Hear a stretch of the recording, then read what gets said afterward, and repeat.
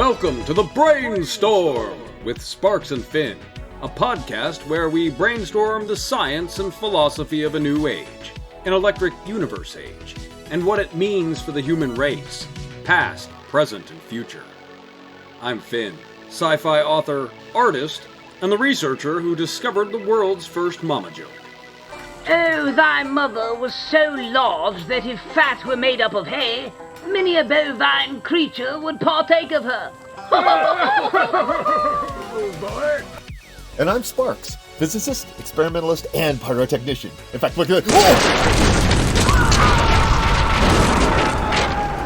This week's episode, we've got an engineer, author, and the natural philosopher who single-handedly undid mainstream geology by noticing some triangles. What? Ladies and gentlemen, the one, the only, Andy Hall!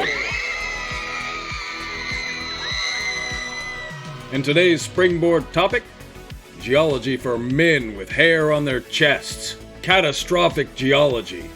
Now buckle up and let's see where this thing goes. All right, ladies and gentlemen, welcome to the Brainstorm. I am Ben Sparks. I'm Matt Finn. And our guest today is the one and only Andy Hall. This is a presentation Andy did last week for us at the EU Salon, which is a micro conference. And we had time constraints and it was horrible. And I had to stop him before he got all the way finished. So I said, please come back on. And he said, yes. So this is his full presentation, uncut with time. So, Ooh, okay. Andy, I've got plasma orogeny on my screen as a single slide. Is that where you wanted to start? Yeah, now we're in the right place. Okay. Hey, go, baby. So that's my my talk today is about plasma orogeny, how mountains are built, and how shock waves shape mountains. I'll show you basically the structure of mountains and how they're built by supersonic winds and plasma winds and shock waves. I'll show you some unique features that are unique to shock waves that show up in mountain forms that are evidence of my case. And I'll talk about some of the characteristics of the wind that creates mountains, and then some closing thoughts, and I'm open for questions and discussion afterwards. Awesome. Wonderful. So what I'm theorizing is that plasma winds, dusty plasma winds, were stirred on Earth and created the mountain forms that we see, the mountain ranges, the Alps, the Himalayas, the Rocky Mountains, the Andes, as wind formed dunes. And we know sand dunes are formed by the wind, and they're formed by compression and expansion of the wind as it rolls over the land, and friction is created, and you get compression and expansion waves. And dunes are formed in the compression waves, because the expansion waves are the fast-moving winds, compression waves are the still air where the sand settles.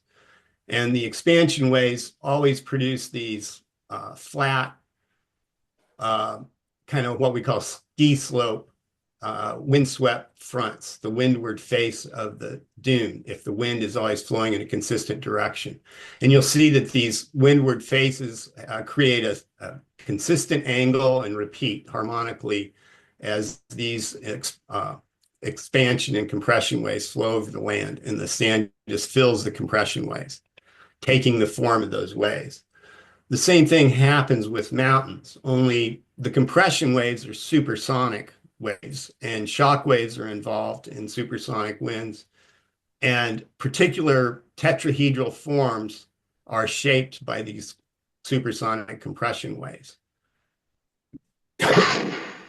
These mountains, by the way, are in the Andes in Patagonia, and these are perfect tetrahedrons. So on this side is the windward face that creates what the ski slope, and then it's a flat triangular face, an isosceles triangle, and then the back end is the rest of the tetrahedron.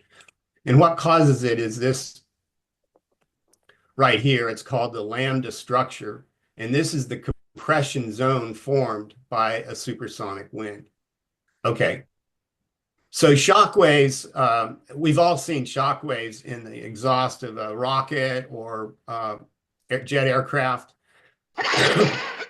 And the shock waves form these shock diamonds. And this is the same phenomena that creates the lambda structure in a shock wave flowing over the ground formed by wind. So what's happening is supersonic gases are flowing out in this jet stream, and the shock wave is created by impinging, those winds impinging on the still air on the outside, and it creates a boundary zone that the shock wave then reflects from, and the reflection is the triangular feature. So shock waves reflect because they're sound waves, and they reflect just like a light wave off of a mirror. And as they bounce back and forth with these reflections, you get this kind of a waveform forming within the jet stream. And this forms the shock diamonds. So depending on how fast the wind is going, it reflects at a different angle. So at a Mach 1 speed, you'll get a fairly low angle of relief in this shock reflection. And as the wind speeds up to Mach 2, Mach 3, higher speeds, the angle increases and the frequency of the shock diamonds increase. And so this angle is actually mathematically related to the Mach speed of the wind. And so there's calculations you can do to find this angle or find the speed of the wind. If you know the density of the air and some other parameters, then you can mathematically calculate what that angle should be. Now, in a supersonic wind that would be flowing over the landscape, it will form not shock diamonds, but what it will form are shock reflections from the land. And it forms what's called this lambda structure, and beneath it, what's called a separation zone. And this separation zone is like a bubble of still air. And what's happening is that you have supersonic wind flow going from left to right in this image. And where this is the shock wave is formed, this is laminar flow at, Mach speed. Down here in the lambda zone is a transition zone because you have no movement down here. So you have still air in a bubble here. And the lambda zone is a transition zone where you have supersonic winds flowing up and inflecting upwards over this separation bubble. And because they're inflecting upwards, they're actually going faster. And some of it recirculates behind this separation bubble as well, creating this kind of large transition zone. And in the bottom picture, you can see that the light and dark patches are shown in a Schlieren image, which is a certain type of photography that shows the pressure regimes, the density of the air, rather. And so the light areas are low pressure expansion regions, and these little features sticking up are called expansion fans. And so this shows the separation bubble down here, the lambda structure, and this recirculation zone. So those are the three different areas of the shock wave that I'm going to talk about where mountains are formed. They form in the lambda structure, the separation bubble down here, and they form because of this recirculation back here. This is the separation bubble itself, and this will fill with dust from the plasma winds and form mountains in this shape. And this down here is called this is the foot of the separation bubble, and it has a tetrahedral shape as well, just like this larger lambda structure, because it's really a fractal repetition of the same formation that forms a tetrahedron right here. And in the separation bubble, it forms this type of a mountain structure where it will layer in the plasma carried dust, will layer into the separation bubble because the air is still, and it will flow into the air and stay. And it sticks electrostatically. And I'm going to talk about the electrostatic nature of shock waves later in the presentation. But electricity plays a role by adhering all this material to the land.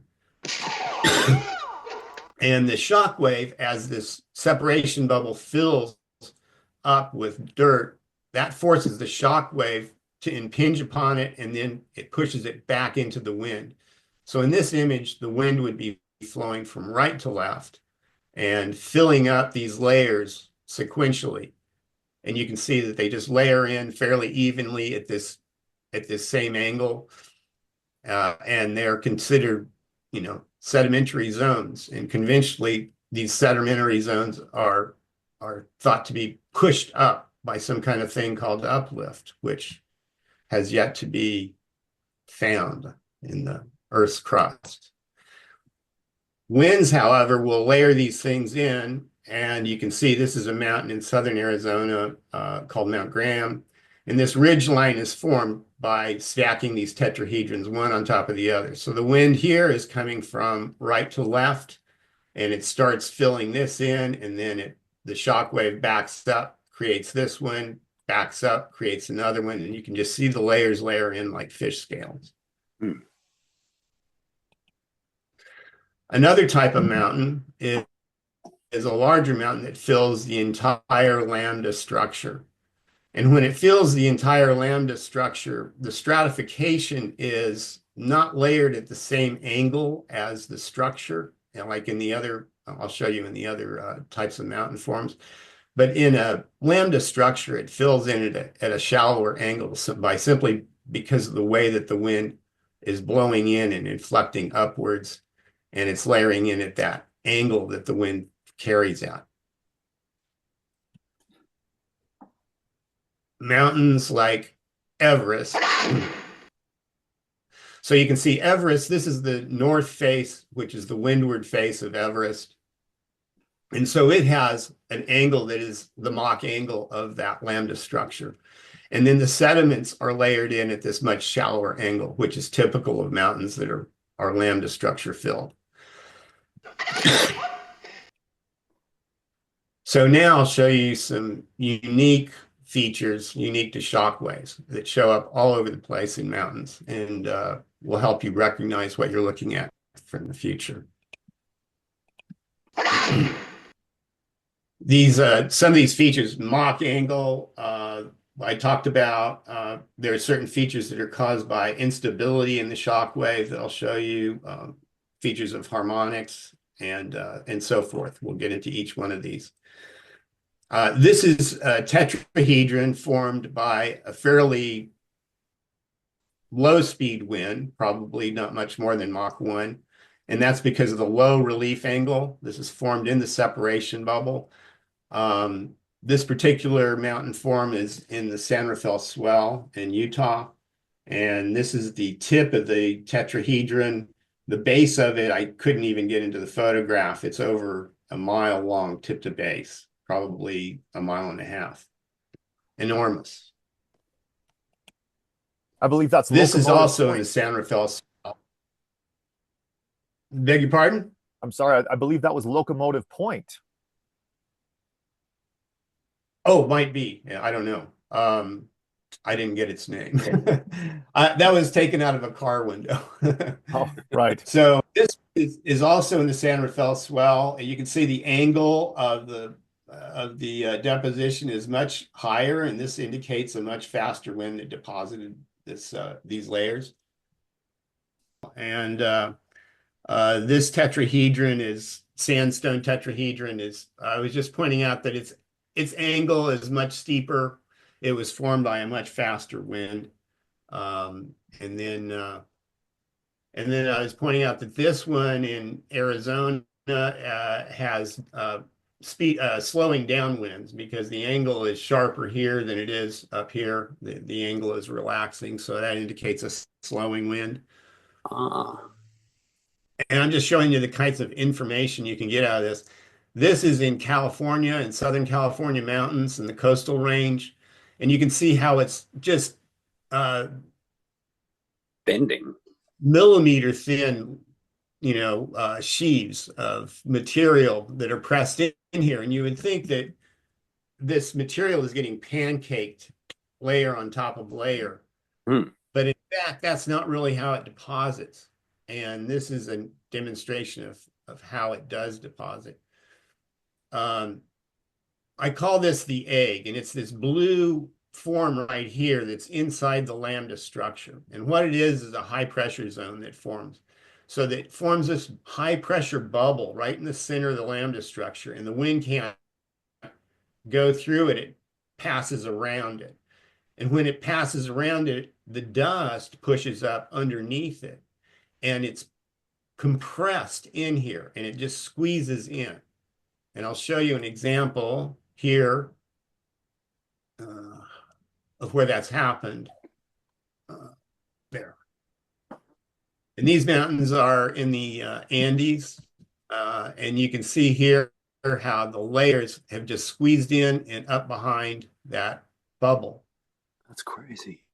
And in front, you can see the tetrahedron is dished in where the pressure bubble resided, and the material flowed in behind, up in and underneath. And then the layer before that did the same thing. It's dished in the front, and it flowed in underneath. So this mountain formed by material from plasma wind being squeezed in, pushed up here, then the shock wave moved back into the wind, and another layer came in, squeezed in, and pushed up here. And this mountain back here is also a tetrahedron right here, and it shows a concavity in its face caused by the same kind of pressure wave, that egg forming right here that pressured in that center of the tetrahedron. This is in the San Rafael Swell, and it's a sandstone tetrahedron also formed by this bubble. The egg bubble sat right here, high pressure, and material flowed right up underneath and pushed up behind it right here. Andy, you see how that's what causes the bubble? High pressure, and that's just instability. As the wind is moving, it's not perfectly constant. It's changing speed and shifting, and so things are vibrating around and creating high and low pressure zones. And so it gets very dramatic and between high and low pressure zones. I'll show you some more examples. Okay. So the material, what I can deduce from what I'm seeing in those images and many, many, many others that I've looked at, is that the wind is blowing this dust in, and the dust itself is acting like a semi-fluid, almost like a toothpaste. It's a mud. It has to be highly hydrated and just being pushed into place it's squeezed in as a mud. The dust is being separated from the wind electrostatically. So the shock wave itself is carrying electric currents, and as the wind passes through the shock wave, it's receiving a charge. Well, it's already charged because it's in a plasma wind, but it's hitting the ground that's being charged electrostatically, which is drawing it in just an electrostatic precipitator would and collecting the dust. And then the dust is being blown in, and it's already vertically segregated by dielectric properties. So you see the sedimentary layers are actually layers that were already there in the wind as the dust blew in that form. So it blows in more like injection molding than actually layering. And an example of that is shown here. This is the shock wave that is running through this formation, and you can see it cutting diagonally through here. Excuse me. So the pressure on this side of the shock wave has this discontinuity because of the shock wave, and then this pressure regime shows up layered down here. And what happens is this material flows in, and then it hits the shock wave, and it just waterfalls down into the pressure regime it belongs in on the other side of the shock wave and crosses over and continues on. Does that make sense? It does. Yeah. You can see how it waterfalls down where this crusty outside is broken off, and the rock inside is just, this darker rock has just flown down like a waterfall. And here's a person over here for scale on this formation.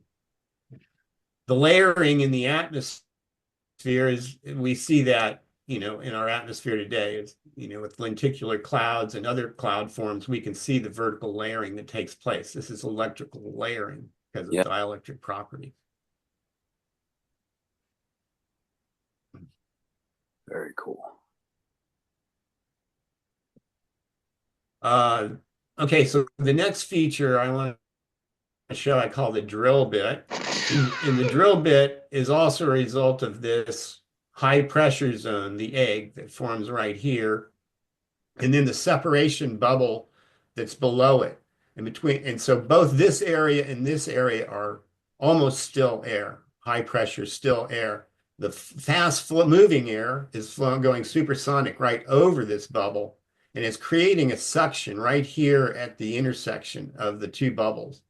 And that creates a tornadic wind that eats away at the face of the separation bubble. And it drills away at the face just like a drill bit. And I'll show you an example. So this is a waveform created in Monument Valley on Comb Ridge in northern Arizona. It's on the border of Monument Valley. And this is an unstable waveform where one of those tornadic winds formed this hole, drilled this hole right into the center of the face of the tetrahedron. Wow. And I want to point out a couple of features here that we can recognize in actual wind tunnel waveforms. One, next to the hole, you have this pinched in area of the tetrahedron.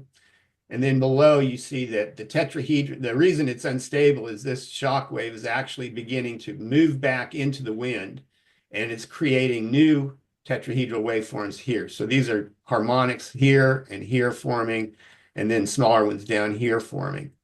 And in a wind tunnel, you get exactly the same formation in an unstable wave. So you're looking downwind of the wind tunnel at the separation bubble, and this is the tetrahedral face that you're seeing. Oh, wow. Here's the hole that's being created by that low pressure zone. You can see how the edges are pinched in right up here at the top. I don't know if this is framing right. Oh, yeah, it looks great. This in is your image, but it's pinched in right up here at the top. And then you've got these harmonic tetrahedrons forming down here as the shock wave is being moved back into the wind. So that's a real life, laboratory experiment that shows virtually the same waveform that formed the Comb tetrahedron. Andy, Wow. I have to ask something So right here, just for clarification. Yeah.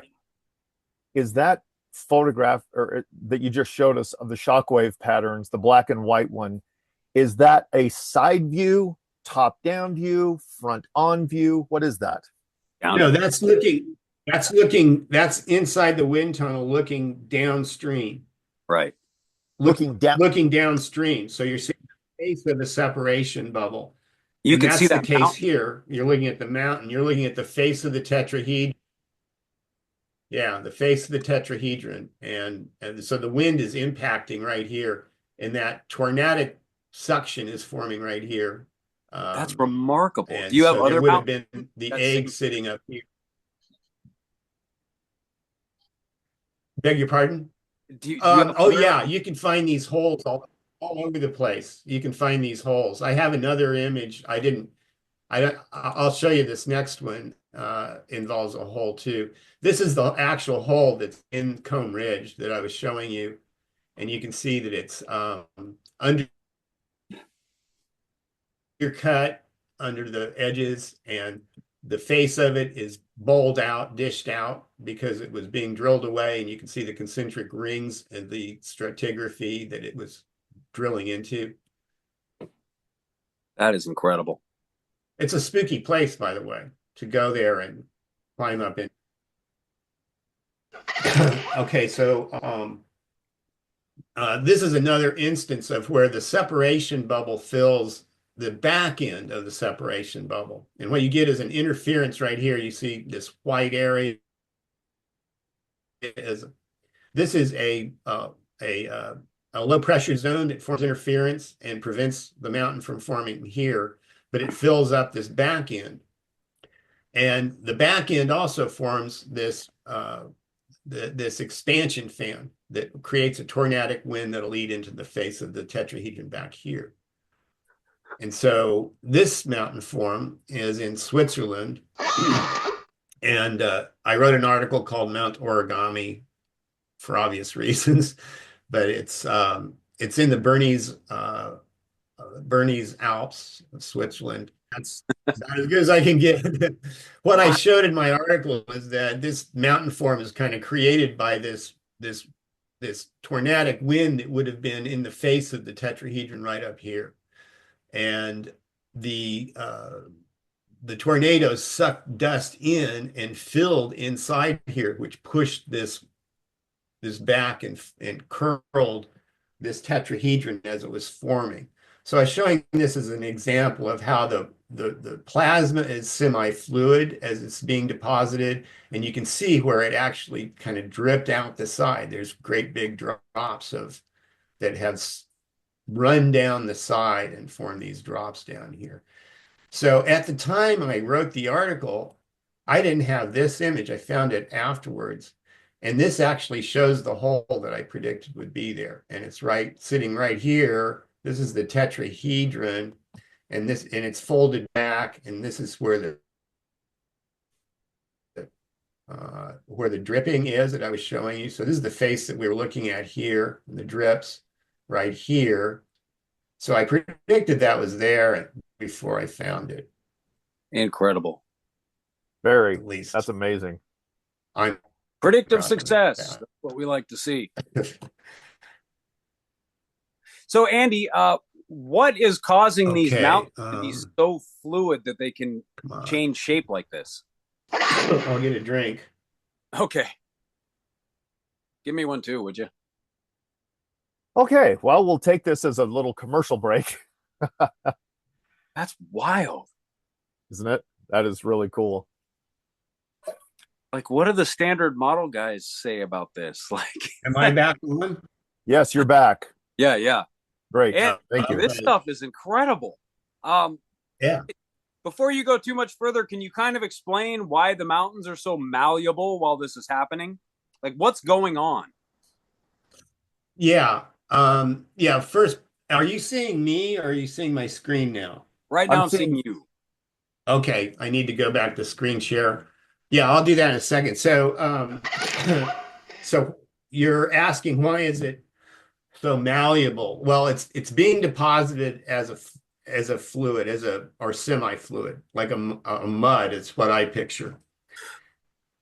And so there's a lot of water involved. And what I mean is, what is happening in the world that this is taking place?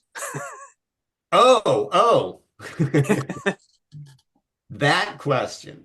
Yeah. Well, that's a whole different presentation, to be honest. But I'll go back to Walt Thornhill and David Talbot's theories, and I think it was an event. I think what caused the mountains was an event that involved Mars, Venus, Saturn, and the moon. So we're talking about proto-Saturnian exchanging charge with the planets. I think this happened when the Earth was departed its orbit around Saturn. Oh, okay. I think that was the event that established the continents, or in the form that we see them now, or roughly in the form. And then subsequent catastrophes happened, like the Dryas, that continued to reform the land, but not to the extent that was what happened in that event. Right. The big mountains, the Alps, the Andes, the Rockies, they were formed in that one big event. And then there was modification and added layers from later events, but they were of lesser severity. And that's what leads me to believe, one of the reasons that leads me to believe, that it was the event that when we departed our orbit with Saturn. Right. When I look at the entire globe, there's traces, there's tracks, and that would be an entire presentation to get into, but I've gone way past shock waves in my investigations, and I want to talk about those things, but I haven't even written about a lot of that stuff yet. So okay, I'll get there. all right. Well, I'll leave you alone. Carry on. Okay. These mountains are in the Andes in Argentina. So the windward face is this face right here. These are lambda structure shock waves. So this is the Mach angle right here. And as this mountain formed, it filled up the lambda structure, and then the shock wave advanced into the wind and formed another one and another one, and these form harmonically, and you can see the harmonic waveform. So these would be transverse waves, like a sine wave forms. This is an example of both transverse and longitudinal waves. So these shock waves form in a large wind front will form sequentially next to each other in a longitudinal direction. So you get repeating shock wave patterns, both longitudinally transverse. You can see the little tetrahedrons forming along here, up here. Mm-hmm. So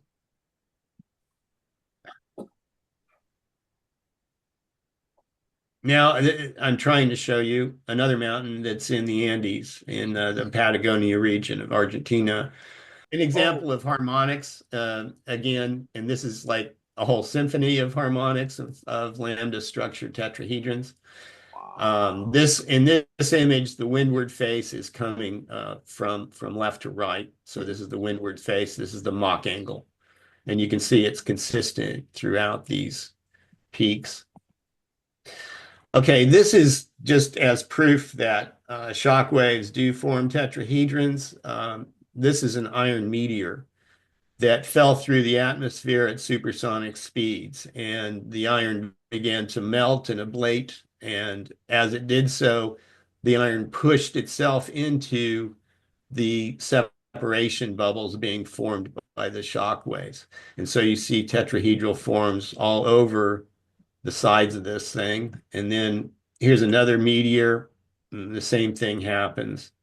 And I've looked at dozens of iron meteors. It always happens. If the material begins to melt, it will form into these triangles because of the shock waves. Wow. And the thing that surprises the hell out of me is that nobody at NASA or atmosphere, scientists anywhere I've ever heard talk about that and point that out. And it's on every year that you can find, you'll find those tetrahedrons. I could show you half a dozen examples in my files right now. So the same thing happens on the side of mountains. So this mountain is one large lambda structure that filled. The windward side is here on the right. So the wind was going right to left. This is the windward side. And then the wind recirculated back. I talked about the recirculation zone. So an example of that is here, where the wind recirculated back, still flowing at supersonic speed, and formed these tetrahedrons on the flanks of this mountain. Now, these you can see, and they're just all over the place. The triangles that are separation zones that just filled with dust. And the interesting thing about this mountain is, I don't know if the dust piled on and pancaked on here, the side of the mountain from the wind, or if the wind actually pushed this mountain up. Because if you look at the stone under here, it looks like it flowed up into position. So maybe this whole mountain was a hot fluid mess, and this wind just pushed it up. But I'd love to go examine this, in person, and see if I could determine whether this was molded or baked on, so to speak. Wow. So you're the only guy that is doing this, right? Is there anybody else? Yeah. Before me, the Electric Universe had a guy named Michael Steinbacher. I know you've heard of Michael Steinbacher. Yeah. And he passed away the same year I found Electric Universe, coincidentally. And anyway, when I found the Electric Universe it was Michael Steinbacher's work that really captured my attention, and I started looking at it. And he talked about triangular features on the faces of mountains. And he did this one presentation where he talks about them, and he says, I don't know how it does it, but somehow the wind and these triangles, there's a connection there. And he didn't have it figured out. But he was 100% right. Yeah. So no, I'm not the first person to recognize this, but I think, the first person to be able to explain it. Yeah. And then after Michael Steinbacher, I started studying. I wanted to find out, well, what makes the shapes on the Earth? Because the Earth doesn't look like the moon. It doesn't look like a cratered planet does. And so I started investigating. I ran across. I was researching craters, and I ran across a guy on the internet. His website. He wrote an article about craters near his home that he discovered. And the thing was, he was a munitions expert from the military, and he had spent years and years as a forensically studying detonation patterns. He says, I'm looking at these features land features near my home, and he says there's shock patterns. Those are supersonic shock patterns from a detonation. So he was assuming it was caused by a meteor strike. And I thought, that's interesting. And so I remembering Michael Steinbacher's discussion about these triangular forms, I started looking at mountains on Google Earth and realized that these tetrahedrons were everywhere. And then I just kept digging into it and figuring out what was going on from that point. That is wild. Awesome. That is awesome. Like all of mainstream science undone by one dude who noticed some triangles in mountains. Well, it had to be an engineer too. Yeah. I mean, I had a lot of background in fluid mechanics and thermodynamics and electricity and high voltage systems. Yeah.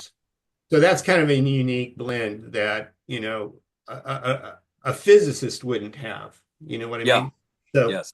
Let alone a geophysicist. Okay, so backdraft, or the recirculation zone, is what I want to talk about next. This backside and how it comes back up. This, of course, is the Matterhorn.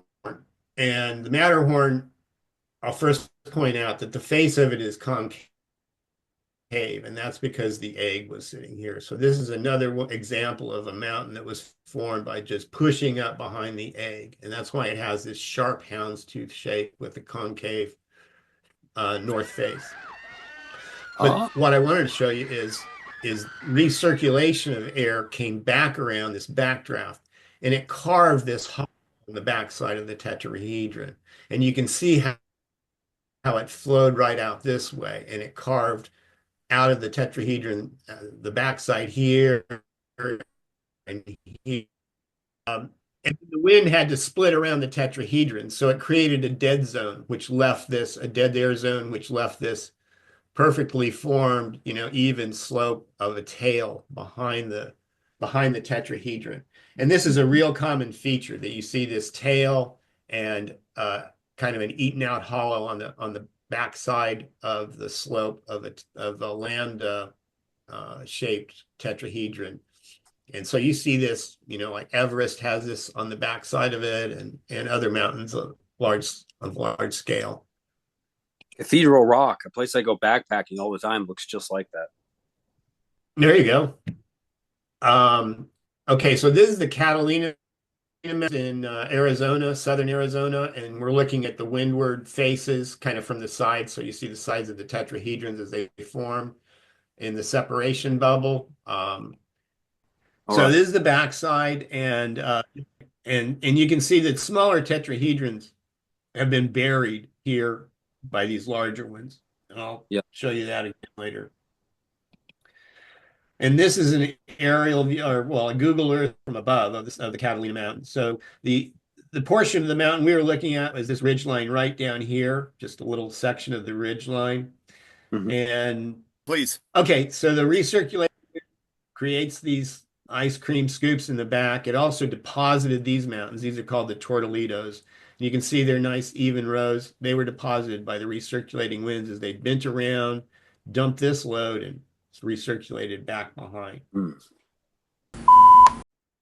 Well, this is fun. Yay for technical glitches, gremlins in the system. Okay, I was showing in this image, I was showing the mock stem. And so this is the backside of a tetrahedron in the Catalina Mountains. And the same cliffs that I showed you earlier, the 1,000-foot cliffs. And this is the tip of a tetrahedron right here. And this is the mock stem. You can see the V cut right there that it left. And then you can see another one over here. And so these V shapes occur as a result on the back side now of the separation bubble. As the airflow is rising up over the separation bubble, the inflection it makes off the boundary layer creates this mock stem.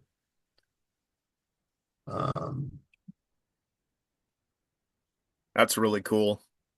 Okay, now this one is the expansion fan, and this feature, so the wind flow you can see is going from left to right, and it's blowing over this table. And as it blows over the surface of this table, you can see this is the transition zone right here, where the wind is laminating into pressure zones. And then as it flows over the edge of the table, it expands, and it breaks into this expansion fan, where each one of these lines is a shock wave, and it steps in pressure downward to the airflow, which is moving supersonic speed. And it's inducing a wind from below the table coming up this way through this fan. So the wind direction is actually going up and through this fan and dropping in pressure as it goes through each shock wave in the expansion. Is this something like a double layer? Well, what the shock wave does is creates a double layer, but I'll let me come back to that at the end. Okay. So in this expansion fan, because the air is moving fast up this way and moving fast this way, it creates a suction down here, right off the edge of the table, where a little tornado forms. And this is the tornado you can see right there. This is the same phenomena that creates the drill holes, the drill bit phenomena in the mountain face. So this mountain is in Pakistan, I believe, and this is an expansion fan, the Prantl-Meyer expansion fan. This is a classic, perfect image of an expansion fan.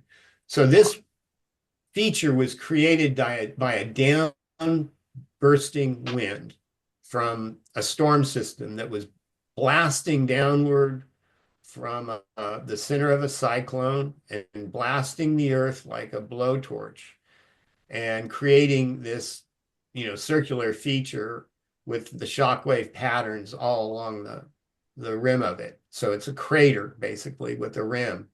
And then the winds, as they blew out, there were winds sucking up around this way too and creating this expansion fan. So this part of the fan built first, and then this part built afterwards and interfered with continuing to build this fan, so it pinched out, and then these fans built. And then right here you see these little ranges of mountains that are going transverse to these, orthogonal. They were formed by the suction wind where the tornado would have formed. So I don't know if a tornado actually formed in this case, but it did pull winds in suction wise that created these ridges right there. So all the features of an expansion fan are right here in the landscape. And wow. And you can see it's got to focus in, but you can see how beautiful these little tetrahedrons are in the expansion fan, which shows that the wind was blowing that direction when it formed this. And look at those patterns coming off of it. This one over here, smaller one, has an expansion fan right here. I see it, yeah. See that? I didn't even notice it until I was after I gave the presentation last time. Wow. Yeah, and the planes look like frozen lightning. Yeah, yeah, frozen lightning. That's a good way to put it. When the lambda structure fills up, first the separation bubble fills, and then the lambda structure begins to fill. And when it does, it forms what I call saw blades. It's these little shockwave reflections, harmonics, form right here on the face of the separation bubble as the lambda structure fills. And so what that looks like is, now I just want to show you without the annotation, you can see the little saw blades right here. They're kind of hard to see, but every one of these dark and light lines represents high and low pressure. The dark lines are compression and the white areas are expansion. Andy, what's that a picture of? The shock wave. That's Is that like I'm sorry, that's a picture of the shock wave. Okay. This is the airflow is going from left to right in this image. So this is like a laboratory experiment? This is a wind tunnel. Oh, okay. Good. This is a wind tunnel. Supersonic wind is flowing from left to right, and this is the shock wave that's created. Wow. This is the floor of the wind tunnel. And so the wind, supersonic wind, is scraping, and friction is creating this bubble. It's because the shock wave is impinging on the wall of the wind tunnel, and then it reflects. And so it reflects, creating this structure, this is the incident wave here, and this is the reflection that it creates. And then this reflection creates harmonics inside of it, right? So you get tetrahedrons inside of tetrahedrons. And fractal. And all this is the transition zone. So you have supersonic winds here that are laminar flow. Through this area, they have to go over the separation bubble. And so they flow through the lambda structure, but they're inflecting upwards as they are. Right. And then some of the winds are recirculating behind. And then what's inside the separation bubble itself is static air. And it's static with respect to motion left to right, but it's not static with respect to motion in and out of the page. In other words, these are rotations. These are horizontal tornadoes, and they're pushing air out to the side of this bubble. Gotcha. And so in the sawtooth structure, as the winds start, they fill the separation bubble, then they start to fill the saw blades next. And so here's an example of saw blades. Look at that. Another example of saw blades, only this time the lambda structure started to fill in above it. So you've got a few layers of the lambda structure filling in above the saw blades. Here's another saw blades with a person standing there to give you some scale. Oh, wow. And you can see that the material just flows in, bends, and flows with the pressure in the air. Another example, again, you can see it doesn't break, it just flows through. And the notions of, consensus science about these rocks forming deep under earth, and when they were soft and hot and then bending and then being forced up to the surface and then eroded away. I mean, it's a 10-step process that takes billions of years, whereas my process takes about 10 seconds. and it's a one-step process. So Occam's razor favors my theory. This is another example of the saw blades that form, but the lambda structure filled in. So these are at the base of a cliff on a mountain that is a complete lambda structure, but you can see that the saw blade formation, the wind formation, has been buried underneath.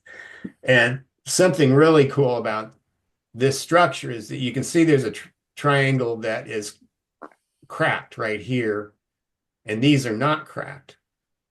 But the wind pattern follows this, but it doesn't follow this crack. It goes straight through. And I have to go back to an earlier slide to show you, but this is so cool. I got to show it to you. Okay, so this shows pressure and gas velocity. And what I wanted to point out is that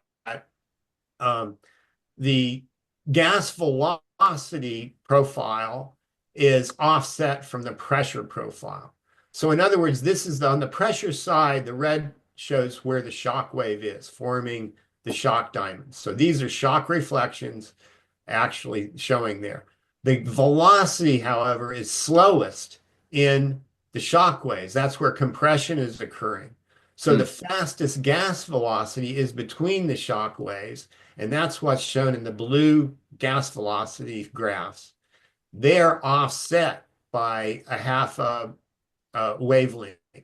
Okay, and that's what we're seeing in that image in the rocks, is the crack is formed by the shock wave itself, but the velocity profile shows the flow pattern.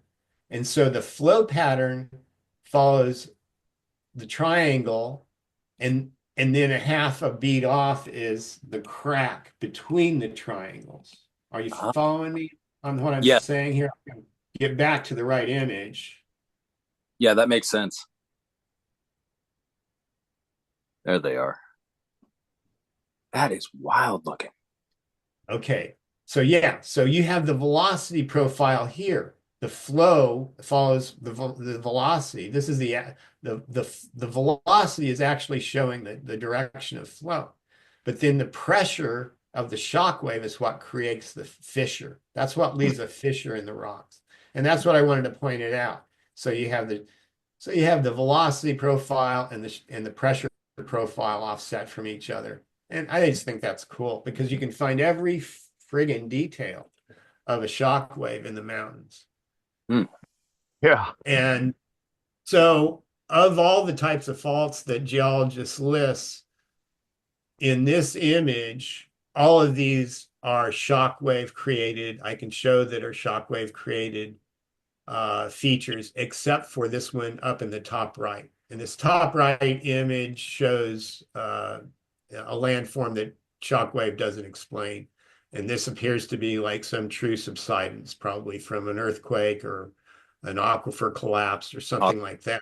Form that. But everything else on here is formed by a shockwave. Has nothing to do with upthrust or earthquake, seismic, or anything like that. Okay, the next feature I want to show is called the petrified tornado. And I call it that because that's what it is. These horizontal tornadoes form interference patterns within the separation zone. And they usually leave interference. They leave a valley. But in some cases, they can pull in dust and fill with dust. And then you're left with a frozen tornado. So you have half a tornado here that's frozen in place because the material in the plasma wind stream that was circulating in here came into contact with the ground.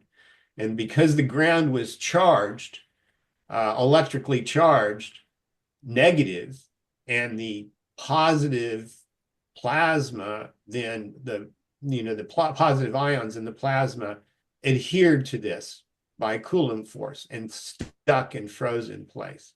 And so you get a frozen or fossilized tornadic wind, but only half of it, because the upper half of the wind was still in suspension in the plasma and just blew away with the wind. It didn't stick because it didn't have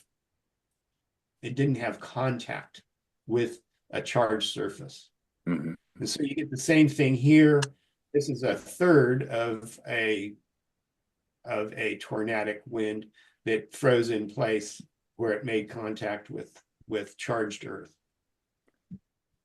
And here's another example. And you can even see that the wind was coming from this way, curled up and around, and you can see the curl to it. And then the wind blows away the top where it's not sticking. So this is another feature that you see occasionally. You kind of have to find it buried in a mountain. So usually it'll show up in a road cut, and that's the lambda foot. And this is a feature that is the actual shock reflection. The incident wave makes contact with this, almost with the ground or with the boundary layer, and then reflects. And this is the reflected shock wave, and it makes this Y-shaped structure. And at the bottom of it is called a lambda foot structure. And that's what you see in this road cut. This is in Iran, I believe. And this is the incident wave right here. This is the lambda foot right here. And this is the reflected shock wave right here. The pressure regimes inside the shock wave lambda is offset. So the flow of the wind goes in, then water falls down to, to where it belongs pressure-wise, comes across, and then rises back up to what pressure it was before. And so this is just a pressure sink. The wind goes into, flows through, and then back out of. Here's another example of a lambda foot. And so this is the incident shock wave here. This is the reflection going off this way, and the offset in pressure regimes.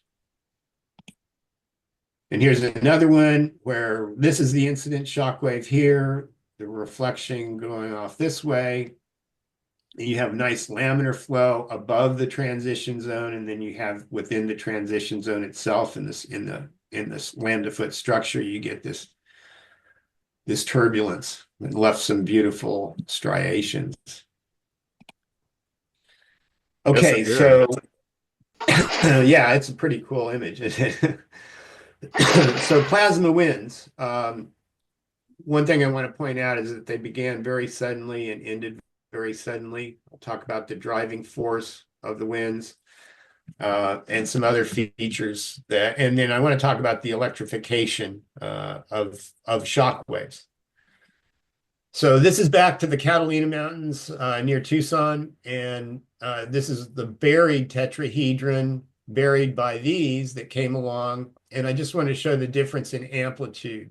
Like the wind was blowing at one speed and volume, and then something just ramped up extremely fast because these are 1,000-foot cliffs behind this one, and the amplitude is just grown monumentally, and that happened very quickly. And so whatever created this plasma wind came suddenly, and then it left suddenly too. This is the San Rafael swell, and you can see these large, very turbulent looking, unstable waveforms that form these large tetrahedrons. And then it stopped, and it stopped suddenly. And there was like this one last breath of gravelly air that blew these sandy waveforms in, these harmonics along the bottom. But you can see the difference in amplitude. The wind was dying very quickly. So about electrification in the shock wave. So we know how a dielectric breakdown occurs and creates an arc that first you get a cascade of electrons called a leader, and then that's joined by a streamer from the target electrode that comes out and meets the leader. So this is a positive and this is a negative, and then they meet and you get a discharge and originating right here. And then that continuity allows an electron dump to follow. And that's what arc mode discharge is. So that only happens after a connection is made. And so the point I want to make is that you need a circuit. And that's what we're looking at. Everywhere we look is the result of circuitry. And so what carries the circuit? What's the wires in the circuit? And it's water vapor for the most part, or water. And as a shock wave forms, it forms condensate. So we've all seen a supersonic jet fighter create this compression wave behind it, that are the supersonic shock wave that has a compression and an expansion zone, which creates a condensate cloud. This is an example of how electricity flows in a condensate cloud formed by a shock wave. Okay, so this is the Chelyabinsk meteor. And this is an image taken out the windshield of a guy's car as it happened. And you can see the meteor streaking. It was coming from this direction, supersonic speed. And right in front of it, what you see is a standing wave formed by the shock wave. And the shock wave is beginning to condense. So you see condensate forming in this shock wave in front of this meteor as it's barreling through the atmosphere. And here it's entering that shock wave, standing wave that was formed, the condensate column, and it's touching it. And when it does, that's when it explodes. And so here's the detonation.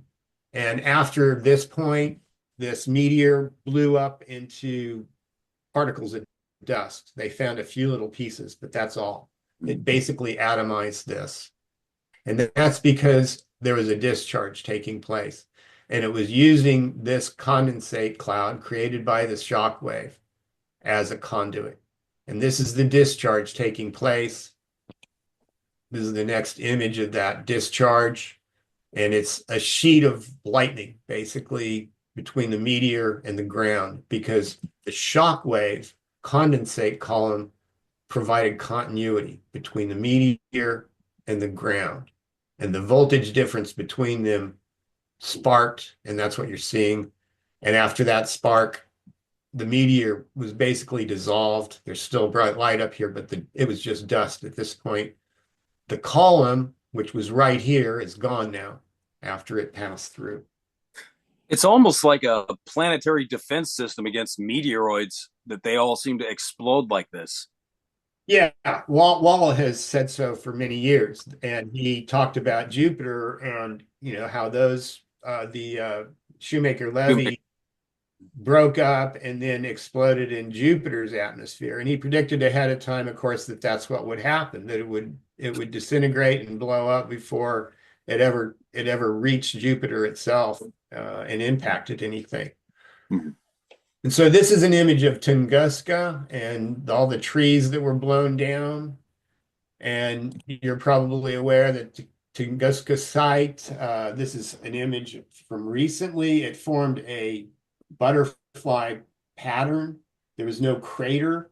There was no impact crater or actually no pieces of meteor found. They found some shock quartz and a few things that they suspect might be meteorite material, but it's like Chelyabinsk. It basically blew up and dissolved, and all they found were some scraps of dust. This was my first thunderbolts, and I didn't have that butterfly scar in the presentation, but yeah, it's pretty incredible the way they just dissolve. Yeah, and it leaves no crater, but it leaves this patch of ground that still to this day doesn't grow anything on it, or very little. And so it was chemically altered. Yeah. And, it seems pretty obvious probably to you or me that electricity would do that. But I don't know how they think impact would do it. But anyway. Yeah.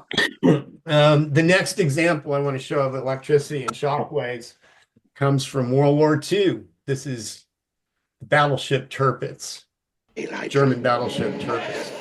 And during the war, the British were trying to destroy this ship. The Germans hid it away in a fjord, I believe in Norway, fjord.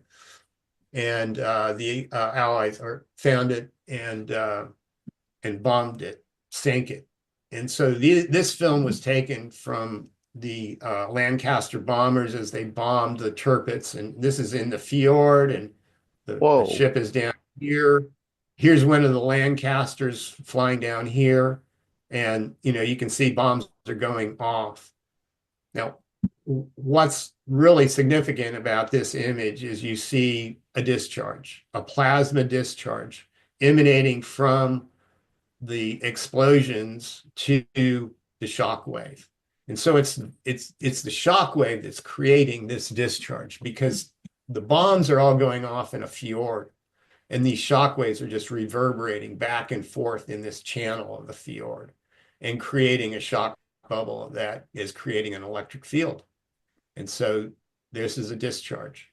And the other thing that's remarkable about this picture is that plasma ions, I mean the positive ions in the smoke created by the fires, is streaming away in the opposite direction. So it's streaming away to the left. The electron discharge is going to the right, which makes sense in an electric field that they go in opposite directions, right? Mm-hmm. Mm-hmm. Why is that? Why is that? Because you have an electric field, and positive is going to go one direction in an electric field, and negative is going to go the other direction in an electric field. So you're saying the smoke is The negative electric and field is being created in this channel between the mountainsides on either side here, and it's expanding out to the right and left, and it's dipolar, so you get a polarity, and positive goes to the left and negative goes to the right. well, actually, wouldn't it be just the opposite? Wouldn't they be attracted to each other? Wouldn't they both be either positive or either both negative in order to repel like that? Well, you're getting charge separation because of the shock wave. They'll recombine later, but this is creating charge separation. The shock wave itself is creating that. Wow. Wow.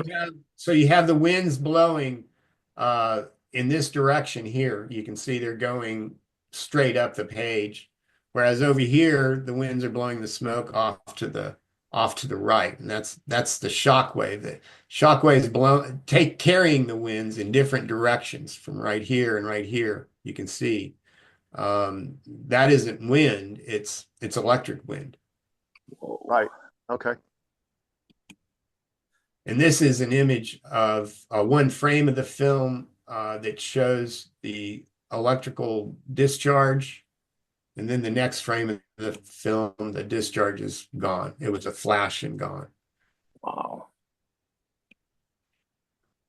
So what causes the winds, what stirs the winds are storms.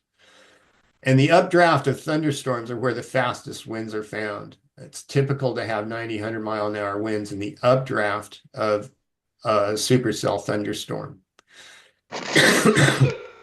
So that is the main driver, are storms. It's capacitance between the earth and sky that's being amped up, and these winds are being brought up to supersonic speeds in vortices traveling inside of thunderstorms, and also in the downdraft of cyclones. So cyclonic winds, hurricanes, form a downdraft in the center in the eye, whereas thunderstorms are the opposite and draw an updraft in the center of the eye. So the winds that are blowing here, both cases are positive charged plasma winds, and they're surrounded by negative charge in the cloud base around. So an example of the type of storms that would create supersonic plasma winds can be seen on Jupiter. And so we can look at Jupiter for examples of what type of wind formations and storm formations formed the mountains on Earth. And I say that because electricity and circuitry is a fractal phenomena. You'll get the same kind of discharge patterns over and over in fractal form. They're fractal in scale, they're fractal in shape and geometry. So, Andy. Yeah, you hear me still? Yeah. Does this indicate that there are mountain forms on Jupiter? No. Oh, too bad. It might. I mean, it might. I don't know what the surface of Jupiter is. The mainstream, of course, claims it's a fluid liquid hydrogen, I believe, is what they think it is, or metallic hydrogen or something like that. Edgar Casey described like sand dunes and mountains, I think. Yeah, I think that beneath the Great Red Spot, there's a land mass. I think there's a land mass there because that's a stationary storm that is tied to something underneath. And what's underneath, I believe, is probably a landmass. The rest of the planet, though, the winds seem to be just very mobile. And And then the great red spot, though, is the unique feature. So I think there's something under that. And then the rest of it might be seas of whatever.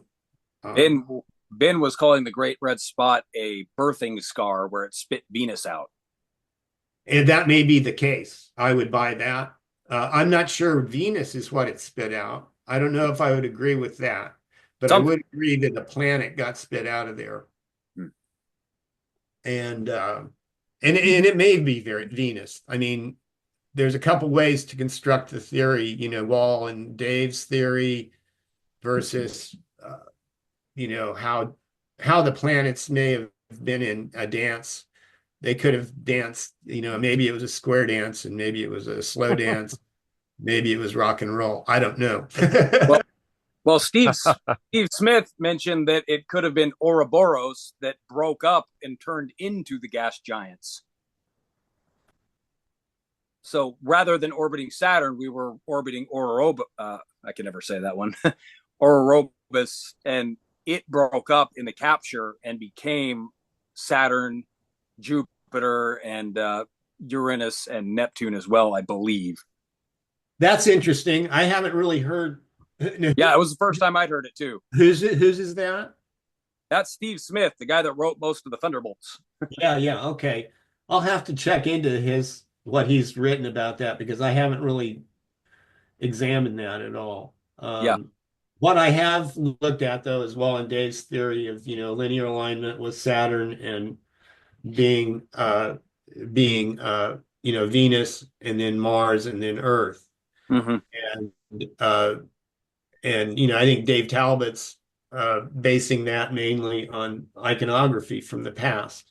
Yeah, the imagery, and you know, that makes sense to me based on what I've seen.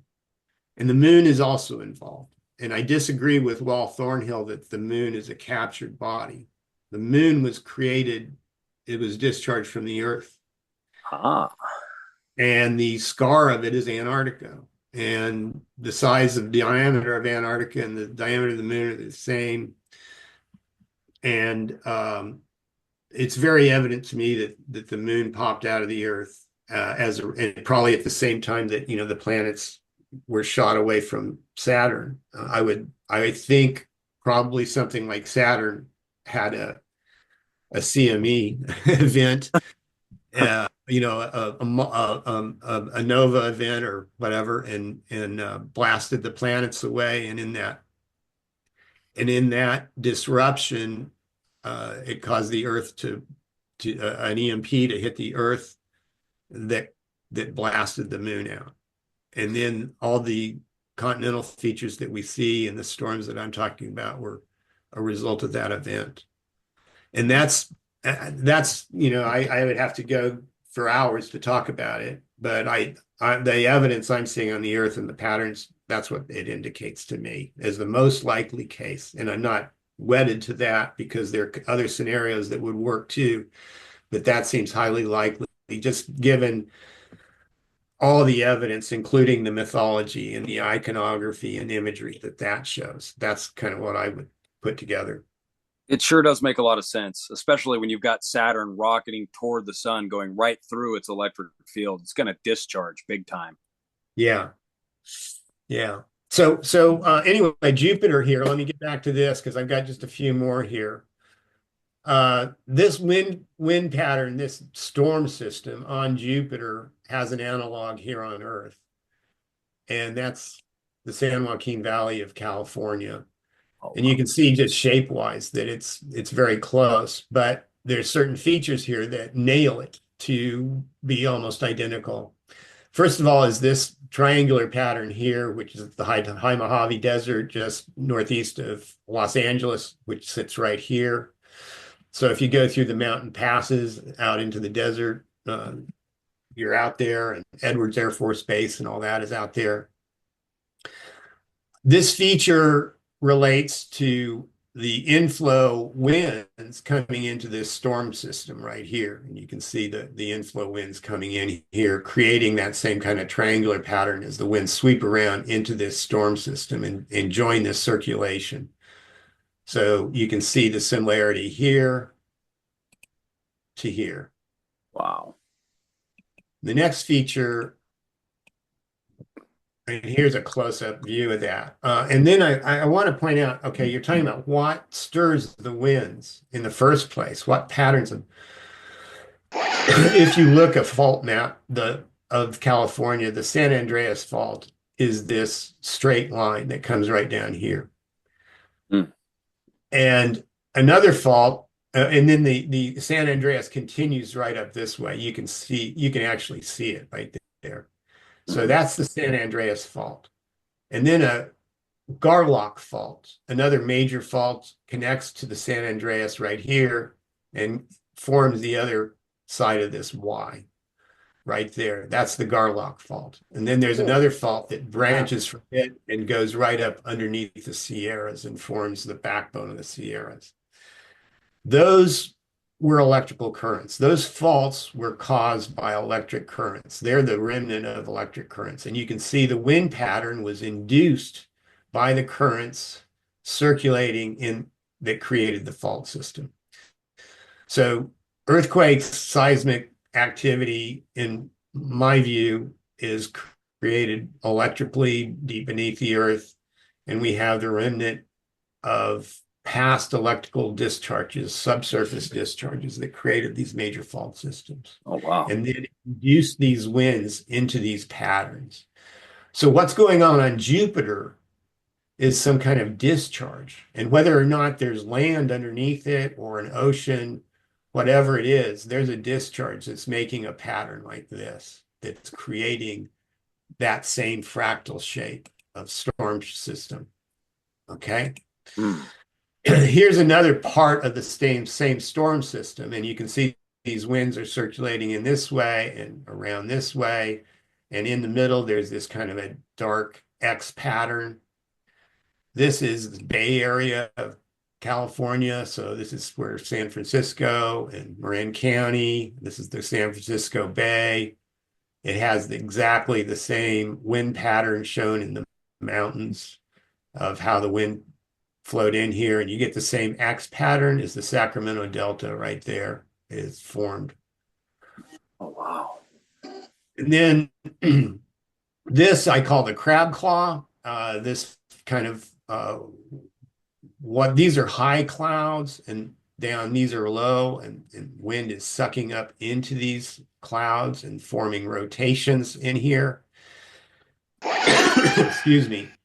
So this crab claw formed this feature, and this happens to be where the oil fields are, heavy oil fields in California. I used to work out here in these oil fields. And anyway, the mountain forms, you can see the crab claw. Huh. And you can even go in and identify where tornadic patterns were. You can see the circle right here. And they identified perfectly with what you see on here. Okay. Andy, can I interrupt right here for something? Because I just noticed, I think there might be another crab claw out here just outside of Vernal. It's called Split Mountain. Have you ever taken a look at that? No, but I will. It's near. Yeah. I'll finish your presentation. I'll pull it up and share it, and we can talk about it. Okay. Okay. The next feature is this big, huge cyclone right here, right smack in the middle, and of this whole storm. And that is reflected here in the Sierra Mountains. You can see the tornadic footprint. This is where the circulation was. This is Folsom Lake. Coincidentally, I used to live in Folsom too. So I know this area. I used to live in San Rafael and Marin County. And I used to live in Bakersfield. So I've lived in all of these areas. I know them by the back of my hand. And it's only afterwards that I found out what I was living in. But anyway, I think that's kind of interesting. Yeah. I just want to go back and show you the big picture one more time, so you can see how closely these things match, right? So this is the inflow wind forming the wedge. This is the crab claw right here. This is the Bay Area right here. And this is the Folsom Lake circulation in the Sierras. And this cloud is where the Sierras are forming. These clouds are the coastal mountains. And that's what you have. Sierras are here, coastal mountains are here, the wedge inflow is here, the crab claw is right here, the Bay Area is right here, right here, and the tornadic circulation is right here. And they're all in exactly the same position in the storm system that they're shown here, right? It doesn't seem like it could happen by accident. It's exact. It's exact. Wow. So anyway, that's fractal forms caused by electrical circuitry. All right.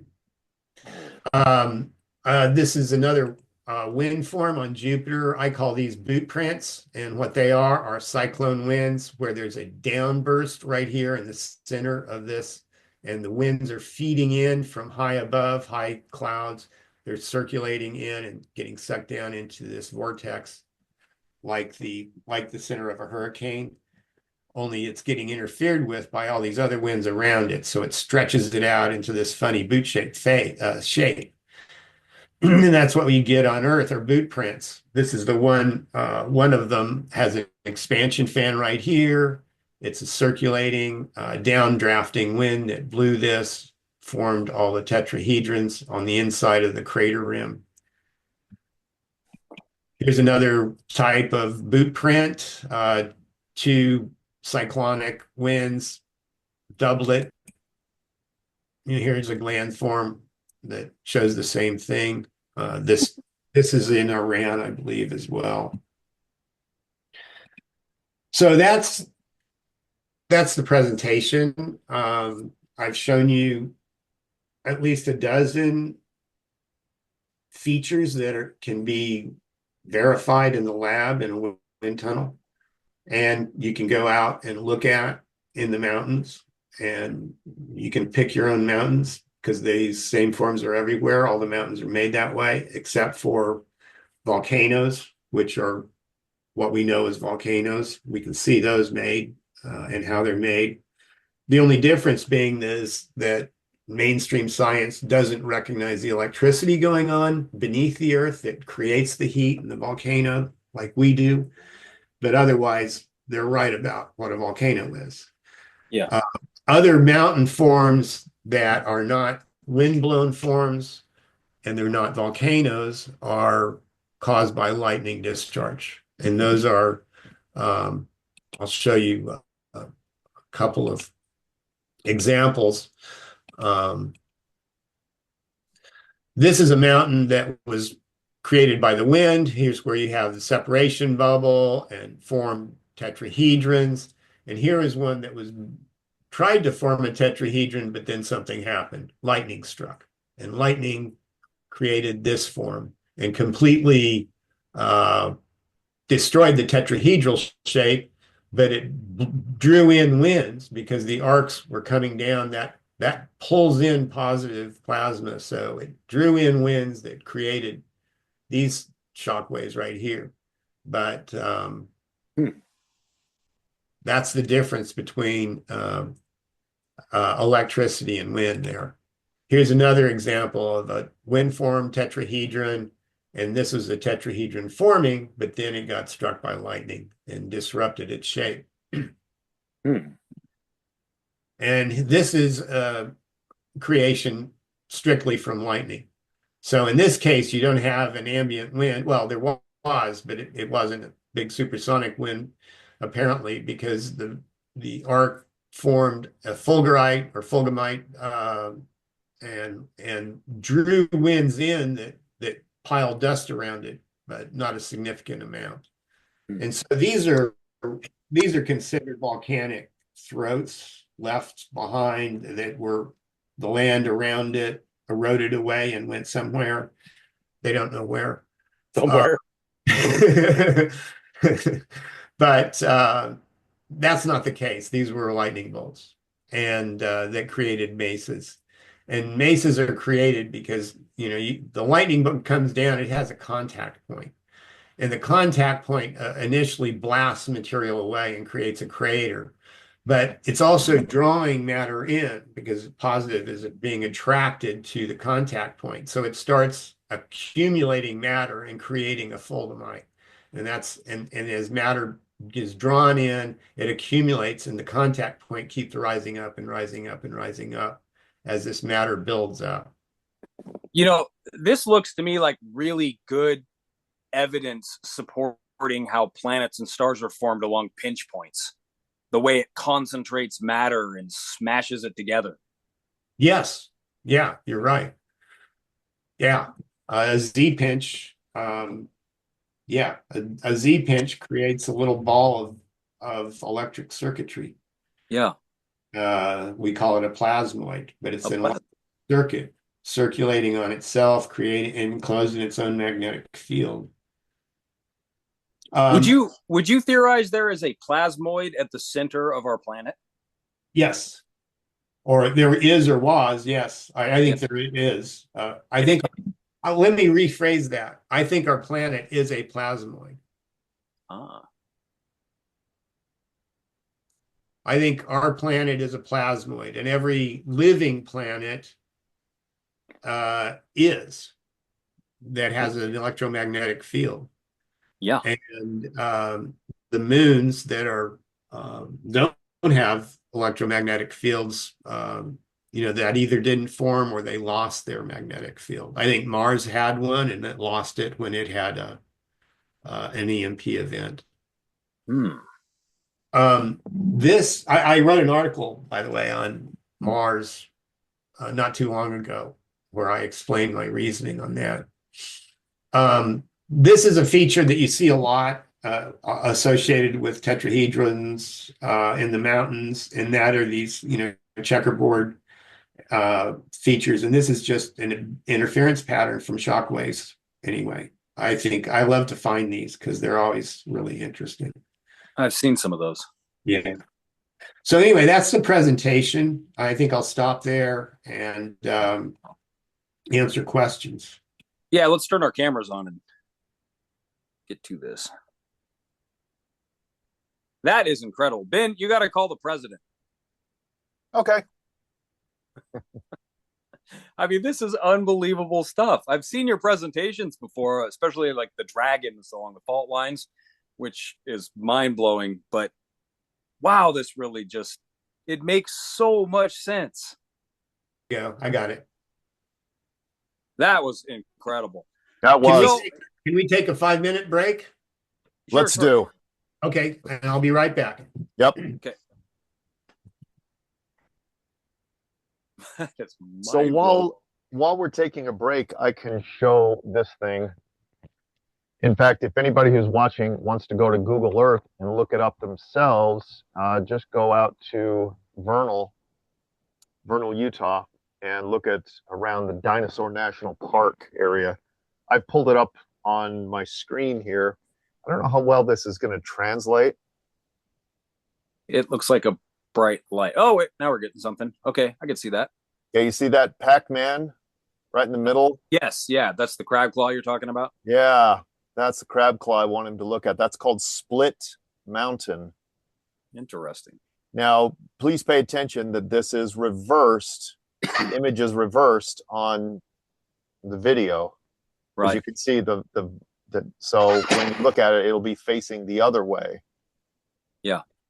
But yeah, his presentation that storms fold or mold and shape the topography of the land underneath it was just incredible. I mean, that type of thinking and reasoning, and I mean, if that's true, we have a whole new field of science that we can start studying. I mean, this isn't geology. This is electrogeology almost. This is more proof that pretty much everything we've ever been told throughout our entire lives is nonsense. Yeah, I am happy to say that as well. I think Wow. Yeah, nonsense is a good word. What he just said about the Earth being a plasmoid. Black Yeah. holes, black holes are plasmoids. Living planets are plasmoids. And did you know that they theorized that your pineal gland also contains a plasmoid? One wonders if consciousness arises from plasmoids. Yes. He's like, yes, yes, it does. One wonders. I keep hearing this same thing, and like, if it's true that we have a little plasmoid in our brains, well, I don't know. That's like probably a whole show by itself. My theory, Matt, is that every circuit is intelligent. If you have a circuit, you have intelligence. It has the ability to do some kind of switching, do some kind of mechanical intelligence. So Yeah. if you have a circuit, you've got that, even a simplistic circuit. And just look at what you can do with a calculator. You know, a handheld calculator can calculate square roots and multiply and divide and do all this stuff that we can't do in our head at the push of a button. And it's just because doing it with little op amps, circuitries. And that's kind of amazing when you think about it. Of course, you have to tell it what to do, but if you think about a plasmoid, it's an internal circuit that has the ability to do machine learning. And if something is telling it what to do, if something is telling it what to do, if it can embody a soul, for instance, like our organic bodies do, then who knows? Maybe that's what an angel. Maybe that's what an angel is. Ben and I have talked about this a little bit on the other brainstorms. It's this idea that the biological machine known as Ben Sparks or Matt Finn or yourself isn't actually what's conscious. What's conscious is the awareness that is watching it happen, that's feeling what you feel, that's the itch in your leg, your thoughts.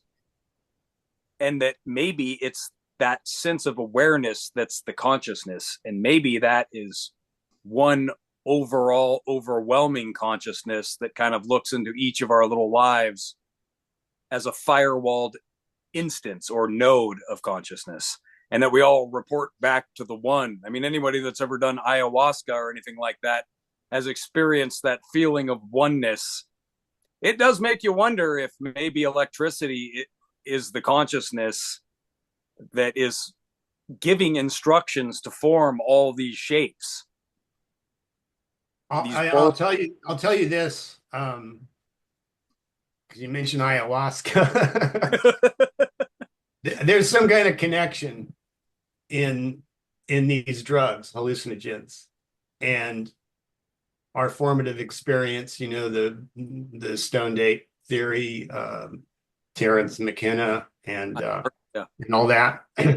So I believe circuitry is the animating feature in the world that intelligence that can embody, and that the spiritual side can enter. And I have a couple of experiences that relate to that. When I was going to college, I was probably 18 or something. I was taking physics and introductory courses to engineering, and studying atmospherics was one of the courses I took, talking about atmospherics. And anyway, I was learning all that stuff. And at the same time, I was having a lot of fun partying. This was back in the 70s. So I did LSD one day, one Sunday afternoon, as thunderstorms were building, and I sat out in the backyard and just watched these thunderstorms build. And these clouds were forming right over my head, and just literally condensing and forming right over my head and swirling around in these patterns. and I was tripping and watching this, and something just came into my head. I said, that's electric. That's electricity. I'm seeing, currents. And that Oh, dawned, hold on. that Break it dawned up. on me then. Am I still with you? Yes. Yeah, you're still here. So that's when it dawned on me that electricity played a role in our atmosphere. And I carried that with Wait, Andy. yeah. No, you broke up really bad there. I missed everything from. No, I heard him just fine. That was on your end, Matt. That came through just fine. We heard everything. Your image is freezing up a little bit. Oh, yeah, we just lost Matt. Ooh, I got booted and I just came back in, I think. A few moments later. He got it. That's good. Yeah. Yeah. I was just saying that as I watched these storm clouds swirling, it came to me that that's electricity I was witnessing. I Are you appear to seeing? have cut. Matt, kill your video. Yeah.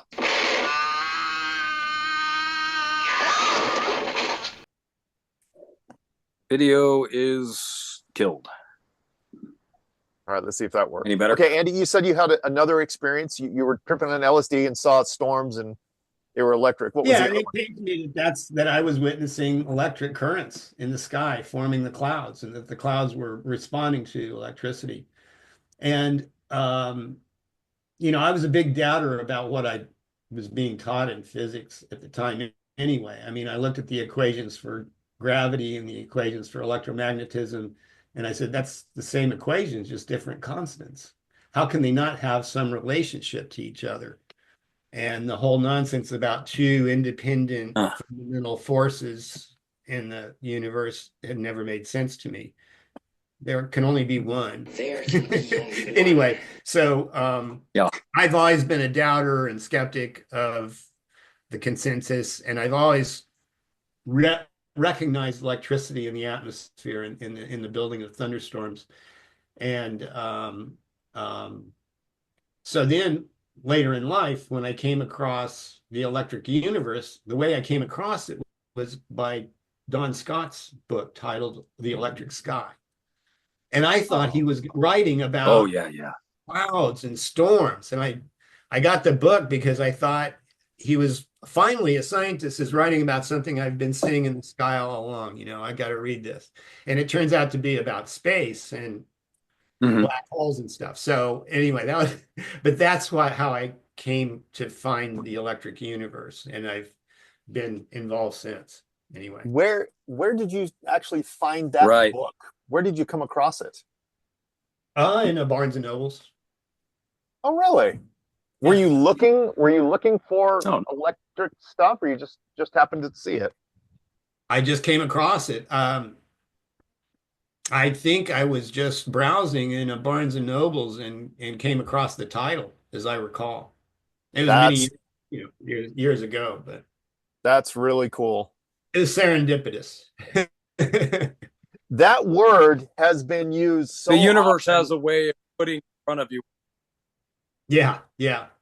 So the other experience that I had is I witnessed a UFO. I witnessed a bright light in the sky. And so this occurred during a thunderstorm. I was outside barbecuing with my brother, and this thunderstorm was building over the mountains. And I looked up, and there's this bright star hanging over the mountains right at the edge of the storm clouds. And I sat there and watched it, and I realized it wasn't moving. It was stationary, so it wasn't an airplane, and it was daylight. It wasn't a star.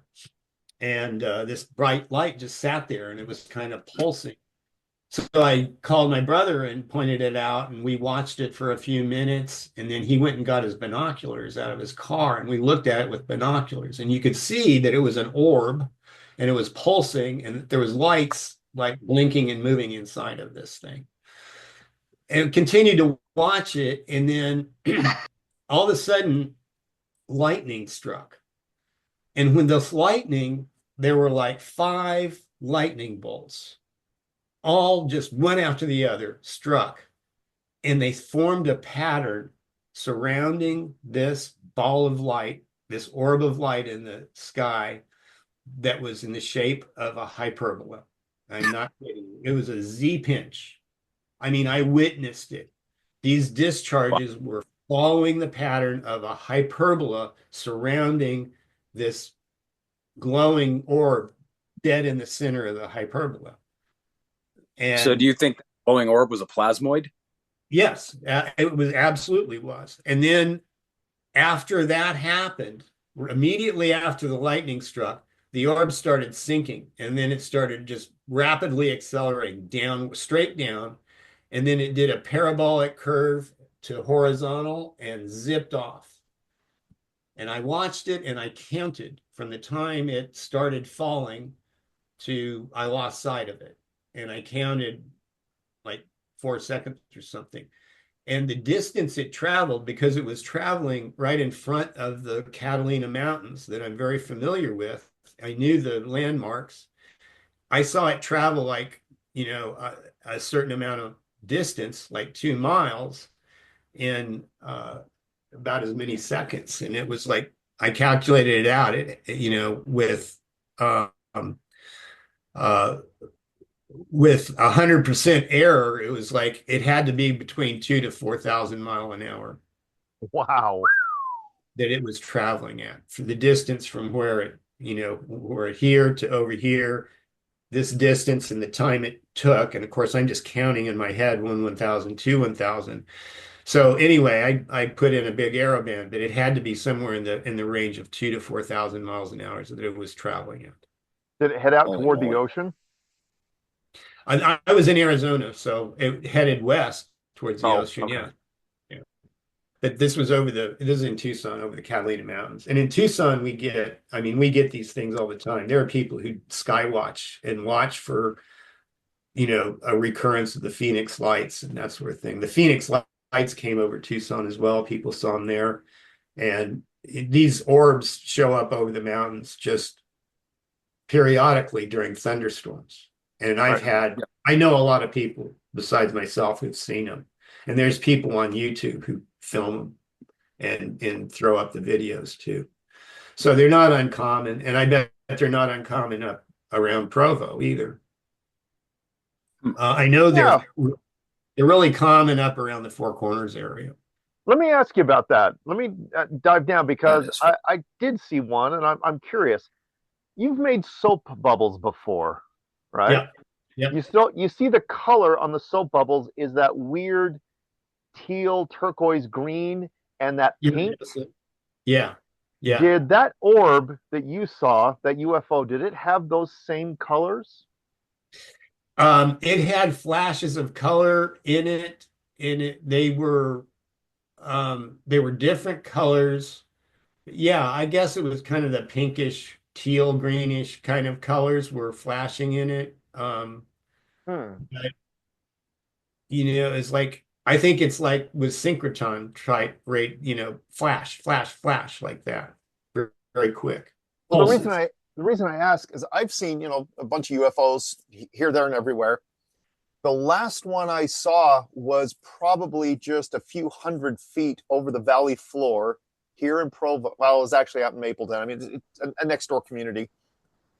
Bright light flashing, but it was flashing these teal and white and pink colors like what you see in a soap bubble. Yeah. And I'm like, that's my first reaction was, oh, someone let go a Mylar balloon and it's reflecting sunlight, right? Because I don't always jump up and say, oh, look, it's aliens. But as I think back about it, as I watched it, it was just fantastically bright and sparkly. I looked away to go tell somebody, and I looked back and it was gone. But again, this was literally only 300 to 400 feet above the valley floor. And I know that's because I do a lot of measurements with the mountains around me, and I fly my drone up, and I know the distance where I was looking. It was probably 2 or 3 miles away and about 400 feet above the valley floor. It was just, the colors of it were magnificent. Yeah, sparkly. That's the Sparkly. word I use. Like you were looking at one of those witch's balls, except you were seeing inside of it. Sparkles Yes. were kind of inside. So Yeah. let me go back to something you said just a minute ago, how you're talking about plasmoids, the earth is a plasmoid, maybe consciousness, souls, all that. Eileen McCusick has presented at EU conferences before. She's going to be presenting at our next EU Salon. And I've talked with her and she's actually done work with me, but she is of the opinion that our bodies, she does healing, by the way. She does healing with tuning forks is her modality. And she is of the opinion, after decades of just research, that the body is encompassed in a toroid of energy. And her view, her understanding is that our memories, good and bad, exist within this toroidal field. And you can use the tuning forks to, she calls it combing through the field, to alleviate the bad memories that cause you problems, that cause you physical ailments. What's Boy, I'd interesting, sure like her to tune me up. yeah, I I can give you her number, and she was very nice to talk to. We had a I've got some past traumas. I'd like to eliminate some memories. I would rather not recur. Right. But what's She's going to interesting, get guessed, Andy, right? what's interesting is that the final part of your presentation where you showed storms and their mirrored structure on the ground, that's the same idea that Eileen was talking about. That you have this toroidal field of energy and you have a bad memory or a bad part of that field that actually causes physical harm in you, like a disease. Yeah. And I'm like, there's some huge parallels here that are just fascinating. But of course, if we adopt the dogmatic, straight line scientific thinking, we'll never discover this. Right. I think, there are all kinds of evidence for, there's psychosomatic illnesses, there's placebo effect. There's all kinds of evidence that our bodies can do what they need to do if we just let them do the right thing and feed them right, Right. And I think we can guide to some amount as well just by thinking. Yeah, willpower. I think determination for a certain thing and observation and awareness are the key elements to knowledge. Yeah. What I love most about this entire paradigm is that we could probably classify the electric universe as applied cosmology as opposed to theoretical cosmology, because we're not dealing in anything theoretical at all, and it can be disproven. One of the beautiful things about the model is that it's falsifiable, unlike the mainstream models, which they just keep inventing new things to make their model match observations. And we don't get that luxury. And in over 100 years of the model, we have yet to be falsified. Yeah, it's falsifiable. All the stuff that I talked about, a dozen different points of, you can go to the mountains and look and see a mock stem. And when you were talking about the positive and the negative shooting off in opposite directions, we see that play out in space. Like one way we could test the solar wind, for example, is if you put Langmuir probes on a spacecraft in the solar wind, you could measure the flow of ions and electrons and see that there's a steady state going in each direction. I know that's not the same as a shock wave, and maybe I've got it backwards, but definitely having the opposite flow and direction should be a good indicator of electric current in general. Yeah, I would agree. I would. One of the things that atmospheric scientists should do is measure ground voltages underneath storms, because that's where they'll find the evidence of the high, where the electric field is building from, because it starts in the ground. What happens in the sky is a reflection of what's going on the ground. That's why you see storms form over mountains, because the mountains are a concentration of positive ions and sweeping up, and so you get cumulus clouds forming over them all the time. Yep, exactly. Andy, I'm doing just that. And you and I have talked about this before, my little helium balloon experiment where I want to take this device right here, float it up, and measure the different voltage potentials within a storm. But then also with what you just said, I've taken this guy, my Fluke multimeter, and I've walked outside and plugged it into the ground. Just put one of the probes leads into the ground, held the other one in the sky during a storm to see if I could see if that thing was sensitive enough to measure the voltage potential. It is. Yeah. It is. What did you get? What kind of a reading did you get? Oh, absolutely. A clear voltage difference. I mean, it was fascinating. It was last year when I did it, and I've written it down in my books. I don't remember, but you can clearly see it. Yeah, that's cool. That's cool. Yeah, there's tons of stuff that we can do, just, garage experiments to prove our case. Whirlwinds, dust devils and whirlwinds. They've measured the voltage at the base of those things and found like 5,000 amps or something like that. Well, I've watched a lot of dust devils form, out in the desert. And if you watch them, the sand just lifts up out the ground. Yeah. When they initiate, the sand just jumps up into the air. It's not like a wind comes along and blows it up. It just jumps into the air. What is the mainstream explanation? It's warm air rises and causes a spinning action that can sometimes cause them to swirl. And they say that same process is happening on Mars, where there's 1% of the atmosphere we have here. So it's just bananas. I mean, clearly it's electrical. It's hilarious when I watch the atmospheric scientists talk about tornadoes, because they keep evolving their theories. They used to have this theory, well, the winds form a horizontal roll and then it gets twisted and kinked and it goes vertical and this and that. And they have all these convoluted ideas and a different explanation for each kind, like water spouts. This stuff forms underwater. So where's the rising air packets in that situation? Exactly. And we look at it and we say, it's one thing and it's happening every time doing all these things, but they have to come along and have a new theory for every different thing. A new theory for every different thing. And every time it involves some kind of unicorn, something not falsifiable, it involves 1 billion years or something that you can't verify. Exactly. Yeah. One thing that was very interesting back with the salon is Stefan Amala was, our second presenter, and he has on his YouTube channel, well, as you know, Andy, because you're the one that referenced him, he has filmed clouds in slow motion. I highly recommend anybody who's watching or listening to this presentation right now, take your phone outside, set it on a tripod and film clouds in slow motion. You're going to see some very fascinating behaviors. But one of them, you don't even need a phone to do this. You can just get on your computer and go to like the NOAA website and look at, or even on Google Earth, you can do this. But go to the NOAA website and just look at some of the loops of weather patterns.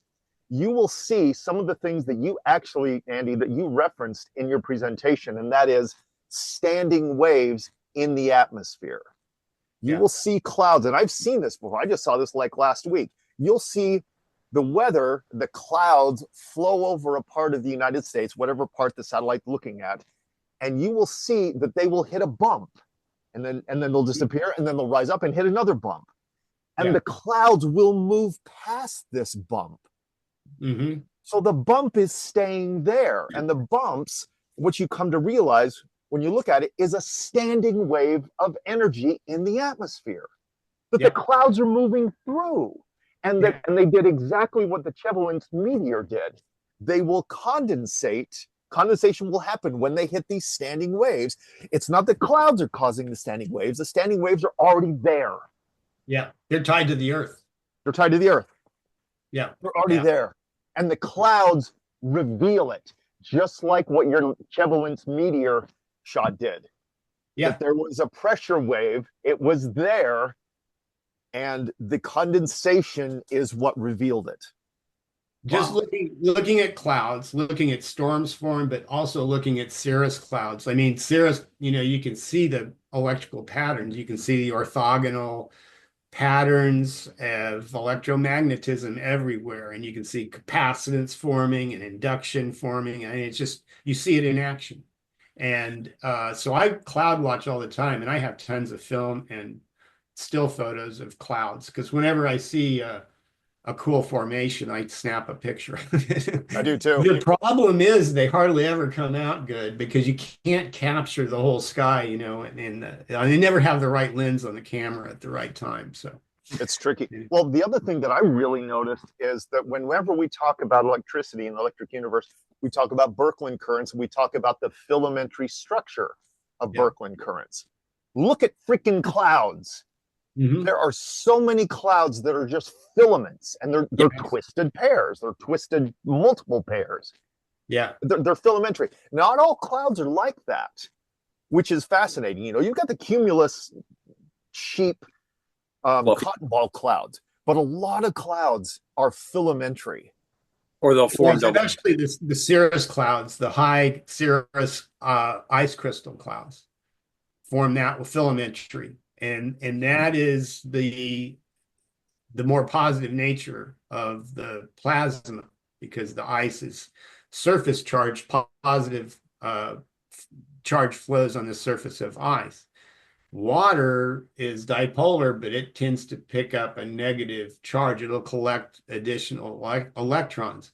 So you'll have a negative surface charge on water clouds, positive surface charge on the high cirrus clouds.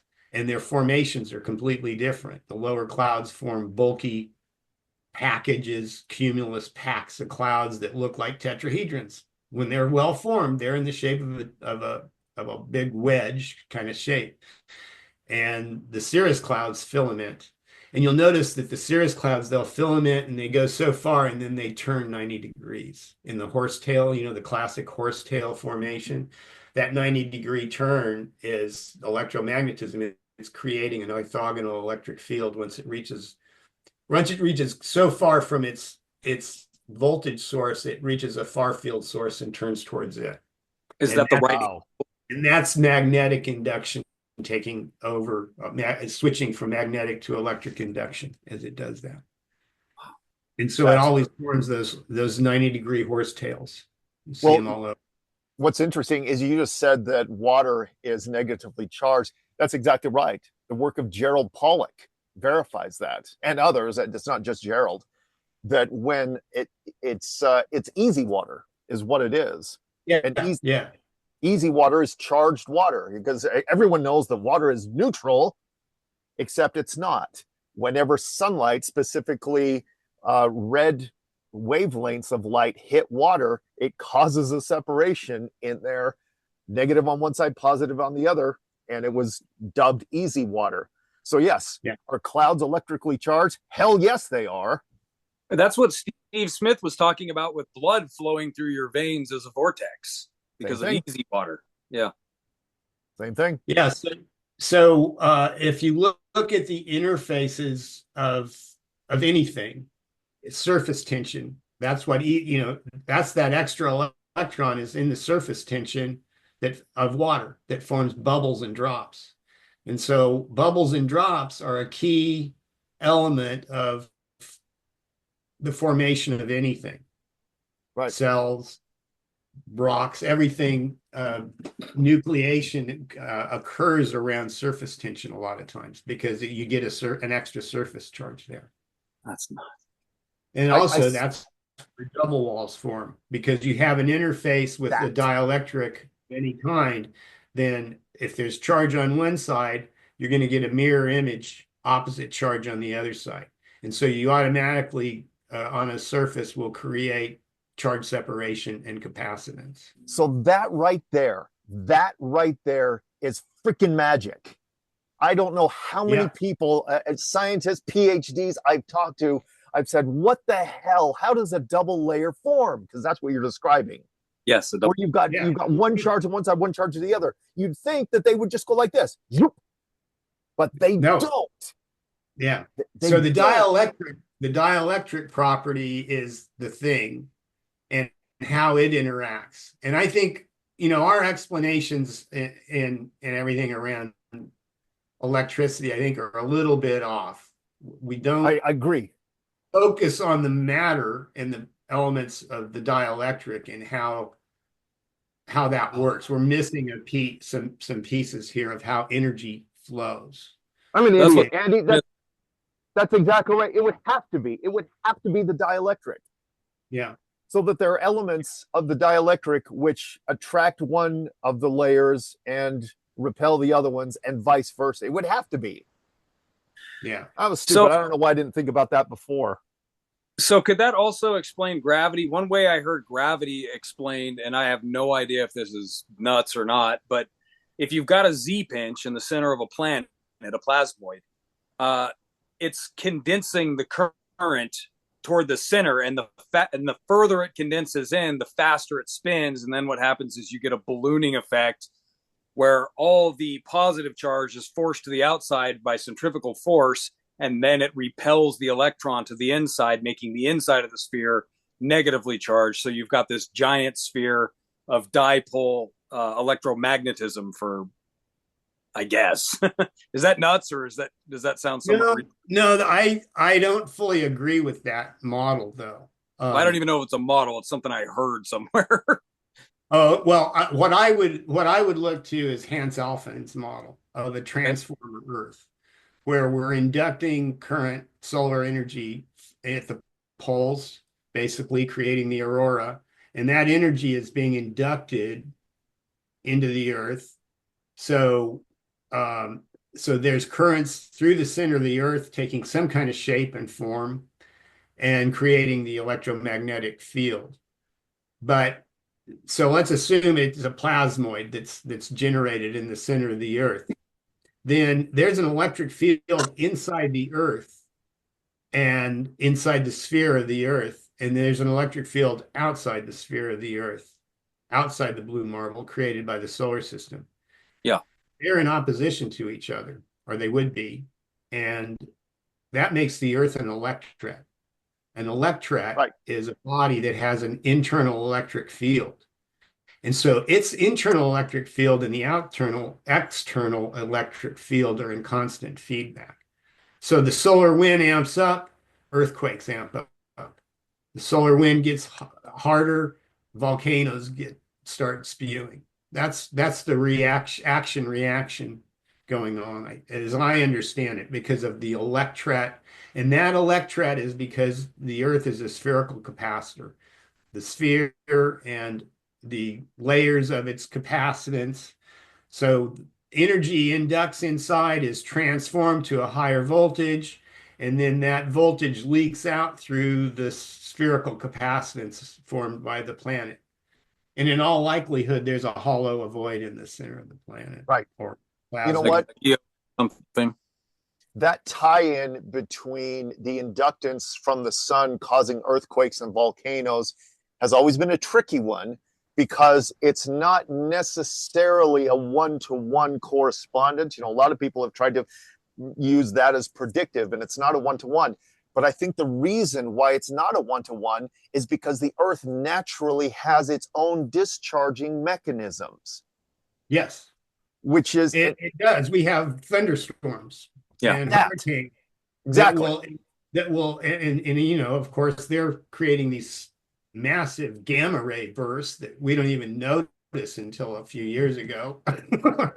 So it's exhausting energy from the Earth and bleeding it off, and that keeps us from having too much of that keeps us from becoming Mars. Exactly. So if you've got different cylinders, like double layers, one in the upper atmosphere, one below the surface of the Earth, that would create charge differential that might be drawing ions in toward the Earth. And maybe that's why we stick to the Earth, because we're charged too. Well, I think it's that it has to do with that electret configuration and the spherical capacitance, and that gravity is some kind of a remnant force from that. It's like everything's in balance except for this remnant force that, and I don't know, it's not a very good way to explain it, but No, I think that's a very good way of explaining it. If the primary force would be charge, yeah, and the reaction, the secondary, it's like you said, the resultant of what charge does is what gravity is, which actually goes to explain why gravity is so damn weak compared to the electric charge. What was it, yeah, 10 I to the think, 35? and I think it drives from the spherical capacitance, because the inner plate of a spherical capacitor is always smaller than the outer plate of a spherical capacitor. So on a normal flat plate capacitor, you have charge on one plate and you have identical charge on the other plate, and they're patterned the same way. And in a sphere, you have one sphere outside of another sphere, so they can never be the same surface area. The outer sphere is always going to have a more distributed charge over a larger surface area. And so it's going to have a weaker, for the same, it can never equal. They can never equal.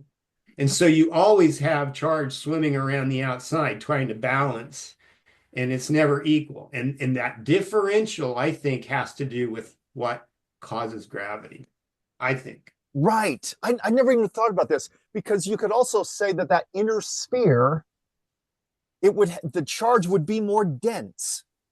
Yeah, Smaller Would it not? it's more dense, but spread over a smaller area than the outer sphere. Right. So you have a double layer, but it's unequal and can never quite equalize. So it always stays dynamic. Yeah. So you're always going to have weather discharges. Yeah. And Ooh, so I'm you always have weather discharges in events. And then whatever's going on outside is going to amplify it. And so the amplification happens, but it doesn't happen instantaneously. It takes time for a response of a solar flare, say, to respond inside the earth with earthquakes and stuff. And the other thing is that when it's stable and it's not changing, everything kind of equalizes. It's when you're in transition. So you'll notice that the solar sunspot pattern goes up and down and up and down. Earthquakes and volcanoes happen on the way up and on the way down. They happen during the energy transition, not during the high stable time or the low stable time. That's interesting. I didn't know that, but that makes perfect sense. Because there's so many other instances of things happening during transition. I mean, our eyesight actually works like that. There's a fun, with my little Spark Science presentations that I do, there's a fun little thing you can do where you can take your phone, you can take a mirror and you put it right here. And here, if this is the mirrored side, if you turn it, you will see the reflection of whatever's in the mirror on this side. But whatever you're looking at with this eye will tend to disappear, just completely vanish from your visual frame of reference. Your brain what's that? I'm sorry. Your brain just turns it off. Your brain just turns it off. But the reason it does that is because whenever you hold the mirror here, there are slight movements of the mirror, and our brains are wired to focus on movement. In other words, transitions. Edge. I think they call that edge. There's a term for it. Edge recognition or something like that. I don't remember, but it's the same. I saw it in Jurassic. Oh, right. It's the same concept of what you described, how earthquakes happen on the way up and on the way down from a solar flare. It's the transition. It's the movement. It's never the steady state. The steady state gets ignored, and that's the whole thing what you can do. This is called the Cheshire Cat illusion. Yeah. If anything's at a steady state, it just doesn't register. Yeah. Doesn't do anything. True of a shock wave, too. The wind can blow along supersonic and not create a shock wave until it impinges on something that causes the wind to change direction. That's where the shock wave occurs. The shock wave creases wherever there's an inflection in the wind's direction, or And what was or speed. Its velocity changes, whether it's speed or direction. what was fascinating about this, and I'm going to have to think about this more, when you showed the shock diamonds, Yeah. is how those shock diamonds were reflective off the edge of the flame, were they not? Isn't that where the reflection was taking place? Yeah, the boundary layer between still air and moving air forms the boundary layer, and that's what they bounce off of, just like it's a solid wall. Just like it's a solid wall. That is amazing. I mean, if you think about that, that is amazing. Yeah. It is. It is. Solid walls are made up of nothing anyway, so it makes sense. The electric force seems to be what's causing you to smack into stuff, not so much the matter. So, Andy, thank you very much for this. This was absolutely fantastic. Mind-blowing. Mind-blowing. Yeah. Thanks, guys. I appreciate it. I appreciate the forum, and I'm glad you're doing this. And call me anytime you need somebody to fill in as an interview, or give a presentation, or just to sit and chat. So we sure will. I'm a big supporter of this idea of having a podcast. And Matt, this is the first time meeting you, and I really appreciate it. I wanted to tell you I really appreciate your space news. I've watched them, and welcome to the club. Oh, thanks. I don't know if people like them or not. I mean, it's kind of hit or miss in the comments, because I like to make fun of the mainstreamers a little too much, probably.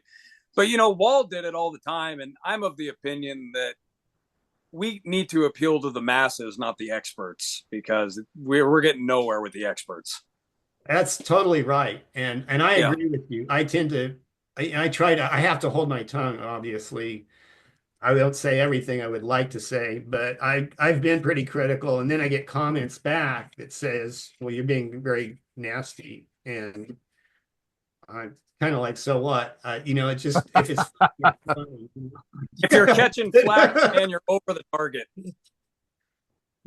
All right, gentlemen, have a great rest of your weekend. We'll talk to you all later. All right. Okay, adios. All right, see ya. Adios. Bye-bye.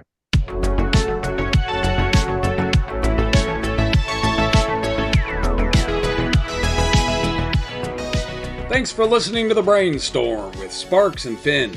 Hope you learned something new or found some food for thought. Join us next time as we explore this amazing electric universe. Cheers!